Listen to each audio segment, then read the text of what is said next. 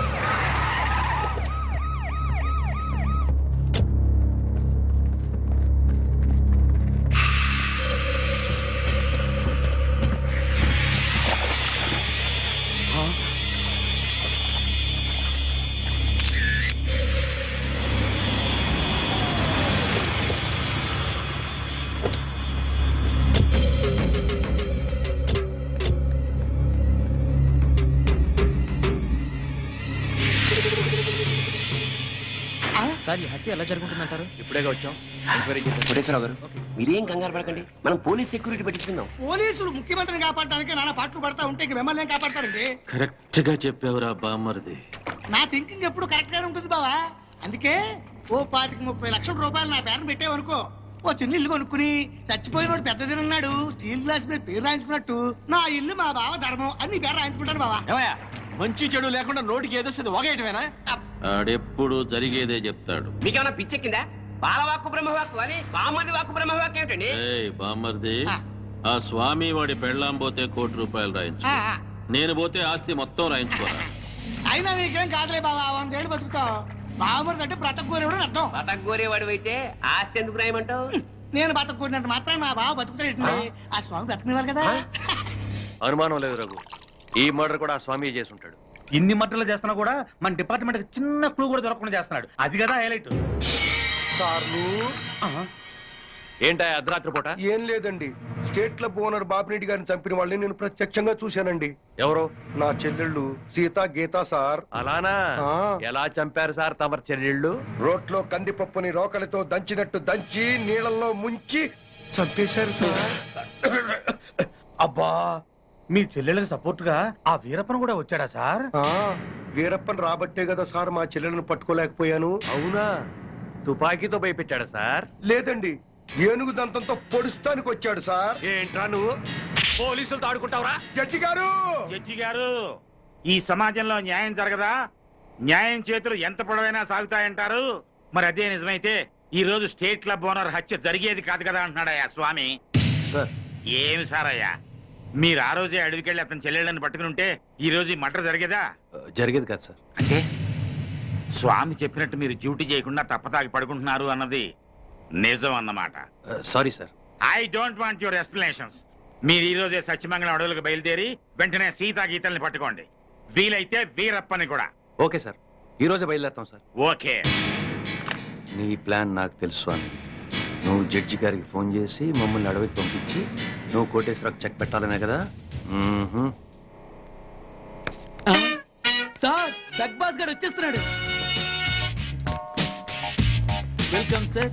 Sudden గా ఈ effect ఏంటి? మా బాస్ మీ అకౌంట్ ఓపెన్ చేయడానికి ఒప్పుకున్నారు. ఒప్పుకోక చేస్తాడా?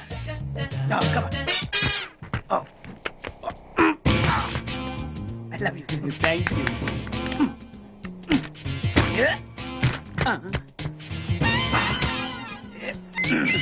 అయ్యి బాబోయ్, 2 కోట్లు. ఈ కోట్లు బాడీ మీద వేసుకోవడానికి పనికి వస్తాయేమో కానీ ఆ దీలో వేయడానికి పనికి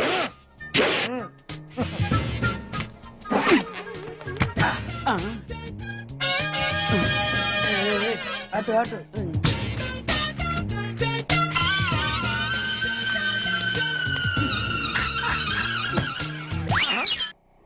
పది పైసలా?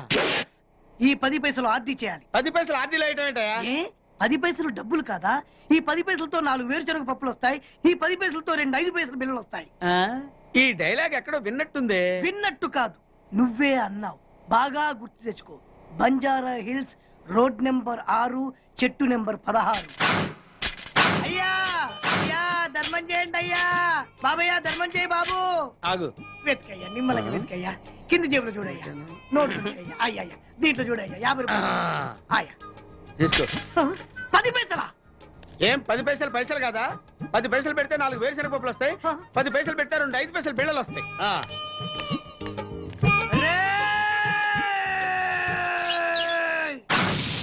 గుర్తొచ్చిందా? ఇది నువ్వు ఇచ్చిన 10 పైసలే.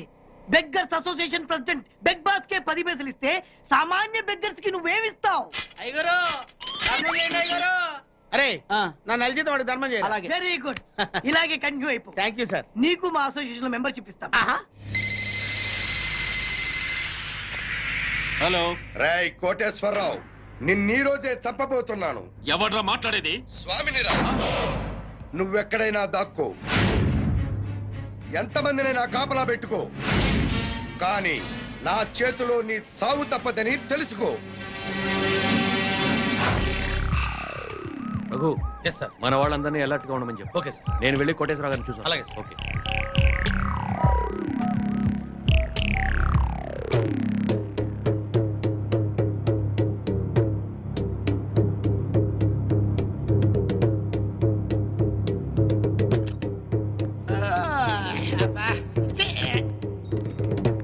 ఏంటి బాబా అర్ధరాత్రి గడి మధ్యలో తరువు?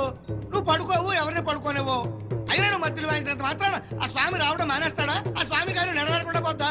ఇదిగా ఎందుకు వచ్చింది తిప్పలు గాని నా మాటిని 4 పెగ్గులేసి పడుకో. హాయిగా మధ్యలోనే బామ్మర్ది, ఆడు నన్ను చంపడం కాదురా, ఇప్పుడు నేనే నిన్ను చంపుతాను. నీ మంచి కోసం చెప్తుంటే నా మీద కాకేస్తావు బాబు నువ్వు. ఎలాగూ నీ దరుగు దెబ్బకి ఇంక నిద్ర పట్టదు గానీ ఆ వ్యాట్ సిస్టెంట్ బ్యాట్ ఎక్కడ పెట్టావు? నీ యబ్బ.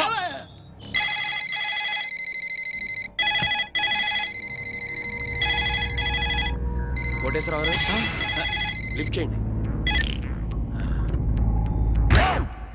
హలో, నేను ఎస్పీని మాట్లాడుతున్నాను. అక్కడ ఇన్స్పెక్టర్ బెనర్జీ ఉన్నాడా? సార్ మీరు పెట్టండి సార్. సార్ నేను బెనర్జీని మాట్లాడుతున్నాను సార్. బెనర్జీ, కోటేశ్వరరావు గారికి వాళ్ళ ఇంట్లో సేఫ్టీ లేదు. మన కంట్రోల్ రూమ్కి తీసుకురా with protection. Yes sir. Sir మా ఎస్పీ గారు మిమ్మల్ని మా కస్టడీలో ఉంచమని ఆర్డర్ వేశారండి. వెళ్దాం పదండి. రఘు సార్, అందరిని ఫాలో అవ్వమని చెప్పు. Come on take. Yes sir. Constable రండి, ఫాలో మీ. సార్ మీరు ఎక్కండి సార్. త్వరగా.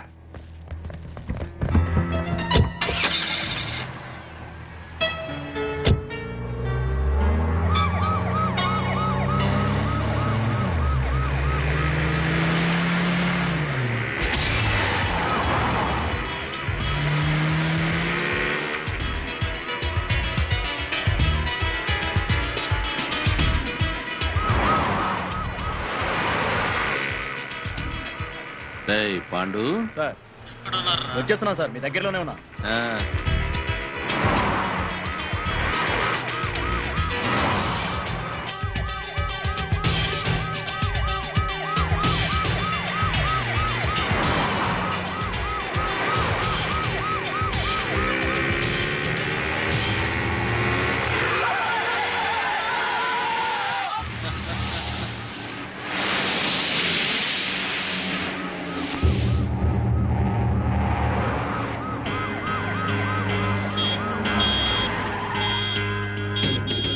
ఏయ్, ఏమిట్రా రోడ్డు గడ్డంగా ఆపావు? ఆపలేదు సార్, ఆగిపోయింది.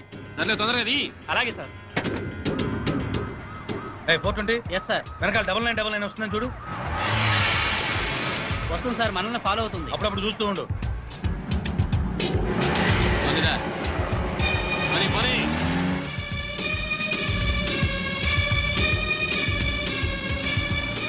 ఏమైపోయిందిరా పోలీస్ జీపు? కనపడదే? అదే అర్థం కావట్లేదు సార్. ఏయ్, పోలీసులు ఎవరు కనపడలేదురా? ఏమైపోయారు?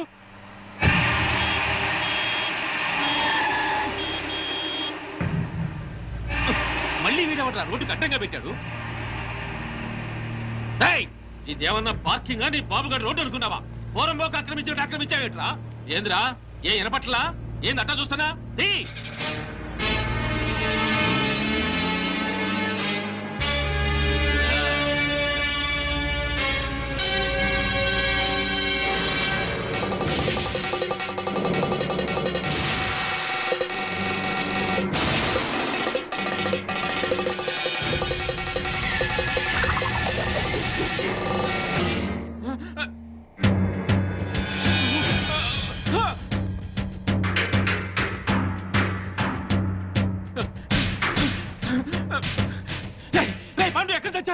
నా వెనకాల ఫాలో అవ్వమని చెప్పాను కదా. మీకోసమే వెతుకున్నా సార్.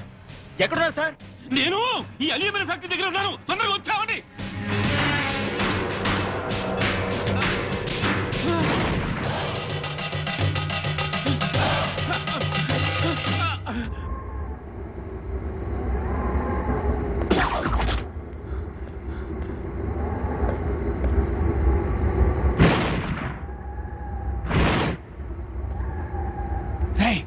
ఎక్కడున్నారా?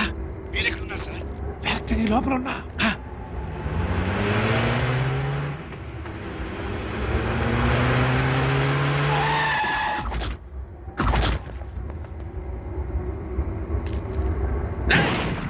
స్వామి, నువ్వు మాస్టర్ ప్లాన్ వేసి పోలీసుల్ని మధ్యలో మాయం చేస్తావని తెలిసే నా ఏర్పాట్లలో నేను ఏంద్ర దిష్టి బొమ్మలాగా చూస్తారు.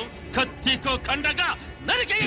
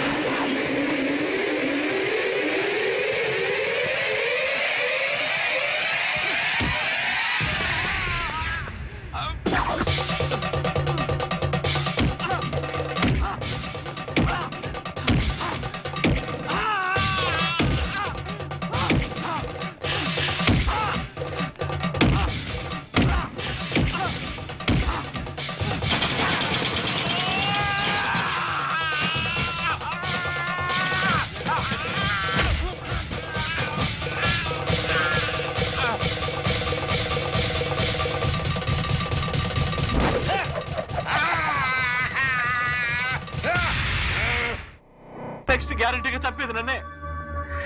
నీ మాట విని ఆ పోస్ట్ మార్టం రిపోర్ట్ తప్పుగా రాసిచ్చి నా ప్రాణం మీదకి తెచ్చుకున్నాను రా. వినబడుతుందా? ఇప్పుడు నేను కాపాడవలసిన బాధ్యత కూడా నీ మీద ఉన్నవరే ఉమాపతి. నన్ను కాపాడరా. అరేరా, ఇప్పటిదాకా ఈ కేసులో నా మాటే విన్నావు కాబట్టి ఇప్పుడు కూడా నా మాటే విని వెంటనే వెళ్ళి ప్రెస్ మీట్ పెట్టు. ప్రెస్ మీటా? ప్రెస్ మీట్ ఏమిట్రా? ఎస్, నేనిచ్చిన పోస్ట్ మార్టం రిపోర్ట్ కరెక్ట్ అయింది కాదు, మిస్టేకన్ ఐడెంటిటీ అని చెప్పి చెప్తే మన వాళ్ళని మర్డర్ చేసిన కేసులన్నీ ఆ మొగుడు పెళ్ళాల మీదకి రావాలంటే చనిపోయింది సీతా గీతలను రుజువు చేస్తే చాలరా, వెంటనే మన లోపల. మిస్టేకెన్ ఐడెంటిటీ మూలంగా పోస్ట్ మార్టం రిపోర్ట్ విషయంలో పెద్ద పొరపాటే జరిగిపోయింది. నర్సాపూర్ ఫారెస్ట్ లో హత్యగాయింపబడింది 35 సంవత్సరాలున్న ఆడవాడు కాదు, 17-18 సంవత్సరాలున్న ఆడపిల్లలు. అయితే చనిపోయింది మెడిసిన్ స్టూడెంట్ సీతా గీతలు అయి ఉంటారా సార్? ఏ 100%, 100కి 100 చనిపోయింది సీతా గీతలే. No doubt about it. నా వలన జరిగిన ఈ పొరపాటును క్షమించమని ప్రజలను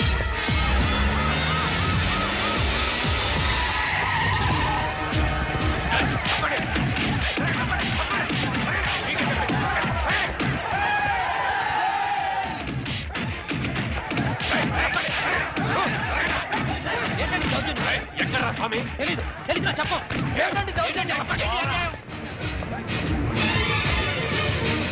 ఎక్కడే నీ మొగుడు? తెలీదు. ఇన్స్పెక్టర్ నోర్మై, పోలీసులతో కోర్టుతో ఆడుకుంది చాలు. ప్రెస్ మీట్ లో డాక్టర్ అంతా చెప్పాడు. మర్యాదగా స్వామిని అప్పగించారా సరే సరే, లేకపోతే మీ ప్రాణాలు తప్ప అన్ని పోతాయి. బ్రహ్మాండంగా ఉందా నీ ఐడియా? పోలీసులు ఈ పాటికి ఆ స్వామి గారిని అరెస్ట్ చేసి బొక్కలో వేసి ఎరగుమ్ముతుంటారనుకో. మరేంటనుకున్నావు, మనది క్రిమినల్ బ్రెయిన్.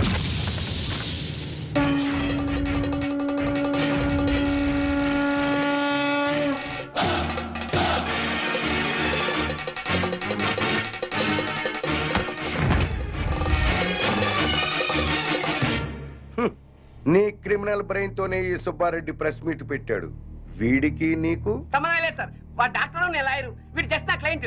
పైగా వాడి క్యాష్ వేరు, నా క్యాష్ వేరు. ఈ కేసులో నిన్ను లాయర్ గా పెట్టుకుంటాను. అప్పుడు నేను నీ క్లయింట్ నేగా. ఖచ్చితంగా నా క్లయింట్ అయిపోతారు సార్. అప్పుడు నన్ను కోర్టులో నిర్దోషిగా నిరూపించాల్సిన బాధ్యత నీదేగా. కాదని ఎవరు చెప్పారు సార్? అసలు మిమ్మల్ని హంతకులన్న విధవలు ఎవరండి? మీకు ఆ హత్యలకి ఎటువంటి సంబంధం లేదు లేదు లేదు. ఇదే మాట రేపు కోర్టులో చెప్పడం ఏమిటి సార్? మిమ్మల్ని నిర్దోషిగా నిరూపిస్తాను. మాట నిలబెట్టుకో. దిగారు మెట్ల కింద వాడిని నువ్వు బయటికి తీసుకురావడం ఏమిటిరా? వాడా? నా క్లయింట్లు బట్టుకుని వాడు వీడు అంటావురా? అసలు ఎవరనుకున్నారా? ఎవరనుకున్నావు? సామంటే సాక్షాత్ శంకరాచార్య, ఈయనే మహాత్మా గాంధీ, ఈయనే గౌతమ బుద్ధుడు, ఈయనే స్వామి వివేకానంద. ఆయన శ్రీమతి ఎవరనుకుంటున్నావు? ఎవర్రా? మానవతామూర్తి, మానవతామూర్తి, మానవతామూర్తి, మానవతామూర్తి, మానవతామూర్తి, మానవతామూర్తి. మానవతామూర్తి? అవును సార్. ఈ హత్యలకి నా క్లయింట్లు వేణుగోపాల స్వామి, కనక మహాలక్ష్ములకి ఎటువంటి సంబంధము లేదు. నా క్లయింట్లు నిర్దోషులు సార్. పోలీసులు వీళ్ళ మీద తప్పుడు కేసులు బనాయించి అనవసరంగా కోర్టుకి ఇచ్చారు. బియ్యంలో రాళ్లు కలిపితేనే నేరం అనుకునే ఈ దంపతులు అసలు మనుషుల ప్రాణాలని ఎలా తీయగలరు సార్? ఇంతకు ముందు కేసుల్లో ఈ దంపతులకు నువ్వు వ్యతిరేకంగా వాదించావు కదయ్యా. పైగా ఆనంద్, కోటేశ్వరరావు, బాపినేని గారు నిర్దోషులన్నావు. అప్పుడు ఆ కేసులో వాళ్ళది న్యాయం అనిపించింది సార్. ఇప్పుడు ఈ కేసులో వీళ్ళది న్యాయం అనిపిస్తోంది. న్యాయం ఎటుంటే నేను అటే ఉంటాను కదా సార్. తప్పులేదు. Proceed. Thank you sir. Driver Yadagiri, Anand, Koteswararao, Bapineedu హత్యలకి నా క్లయింట్స్ కి ఎటువంటి సంబంధం లేదు సార్. కావాలనే ఈ పోలీసులు నా క్లయింట్ల మీద లేనిపోని ఆరోపణలతో కోర్టుని తప్పుదారి పట్టిస్తున్నారు సార్. సంబంధం లేదని అంత గట్టిగా ఎలా చెప్తున్నారు? సాక్ష్యం ఉండాలి కదా. సాక్ష్యం లేకుండా ఎలాగ సార్? అసలు కోర్టు వారికి కావాల్సిందే అది కదా. నమస్కారం సార్. ఇంతకు ముందు సీతాగీతల హత్య కేసులో పోస్ట్ మార్టం రిపోర్ట్ ఇచ్చిన డాక్టర్ నేనే సార్. ఆయన ఆ డెడ్ బాడీ సీతాగీతలవి కావని, 35 ఏళ్ల వయసున్న వేరే ఆడవాడమని ఇదే కోర్టులో రిపోర్ట్ సబ్మిట్ చేశాను సార్. Yes yes. ఆ డెడ్ బాడీ సీతాగీతలవి కావని చెప్పడానికి వచ్చాను సార్. ఏమిటయ్యా, నీ వల్లే కదా ఈ కేసు మళ్ళీ మోసుకొచ్చింది. చనిపోయింది 35 ఏళ్ల వయసున్న వాళ్ళు కాదు 18 ఏళ్ల వయసున్న వాళ్ళు అని నిన్న ప్రెస్కి నువ్వే కదా చెప్పావు. చెప్పాను సార్, అలా చెప్పాల్సి వచ్చింది సార్. ఈ పోలీసులు నన్ను కొట్టి చిత్రహింసలు పెట్టి ఆ రకంగా చెప్పించారు సార్. కావాలంటే చూడండి సార్, చూడండి సార్, చూడండి సార్ ఎలా కొట్టారో చూడండి సార్. సార్ ఆయన చెప్పేదంత అబద్ధం సార్, మాకేం తెలీదు. కొట్టామని ఎప్పుడైనా ఒప్పుకున్నారా మీరు?